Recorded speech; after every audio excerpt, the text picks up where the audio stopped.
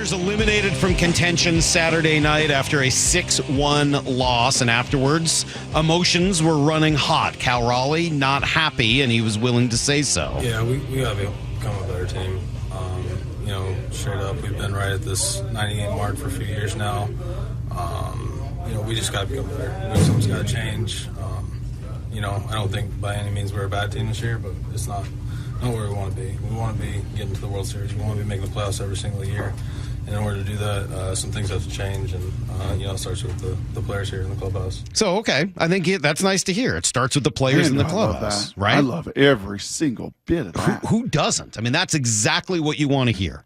He goes on to say it's not just the players in the clubhouse. I mean, it's really important. We got to commit to winning. We have to, commit to getting those players. You see other teams going out, going for it, getting big-time pitchers, getting big-time hitters, and we have to do that to keep up. I think we've done a great job of growing some players here and within the farm system, but sometimes you have to go out and you have to buy, and that's just the name of the game. And we'll see what happens this offseason. Hopefully, we can add some players and become a better team. Again, from a fan perspective and from a teammate perspective and from a player perspective, I don't really mind that.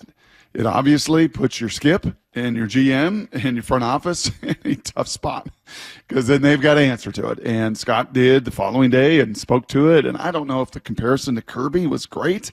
That also seemed to fuel a lot of fire out there. I think a little bit difference between self-sabotage and a player saying, hey, man, we're not here for 90. I think what he's trying to say, and I'll play you the sound from Scott, is these are things that don't need to be public. Correct. These are things you don't need to say when you're emotional and you're upset. Yep. But here was Scott on Cal's comments. Cal, he has an opportunity to be a big-time leader for us, not just on the field, but in the clubhouse as well. And part of being a leader is, understanding where you're at, being able to control your emotions at those times. And it's happened to a few of our young players this year, a situation with George earlier. And I think those are growing pains. You understand, but understand, too, that your words are powerful. You do have a voice, and we listen to our players. I know I always do. So, again, understand the frustration. Cal was the first guy in this morning and in my office, and you talk through it on where he's at. There's just, sometimes there's a better way to go about those things, I guess. We need more, Skip. We need more. We need more. We need more horses. And again, that's why I land Salk on a very difficult question, and it's not black and white. It's very squishy. It's very gray. The pie has all sorts of slices as to why he didn't take a step forward this year. But I do land on the 6% that Tommy LaStella, Colton Wong, A.J. Pollock, they accounted for 6% of your at-bats this season, and that's, a very small number, but it was a pretty darn impactful number because they were horrific. Mm-hmm. They weren't just average. I mean, they sunk a lot of things there early with just a -2-something WAR between those four guys.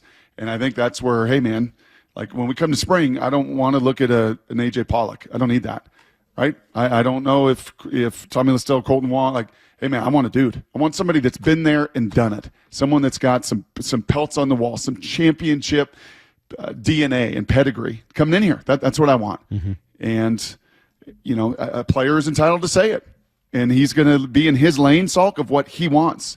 And then a president, GM have to be in their lane, listening to their players, but doing what they believe is in the best interest. Yeah, it's a little funky, right? One side is saying, I need more, and the other side is kind of looking at it and saying, yeah, we do. And also, you need to perform better, too.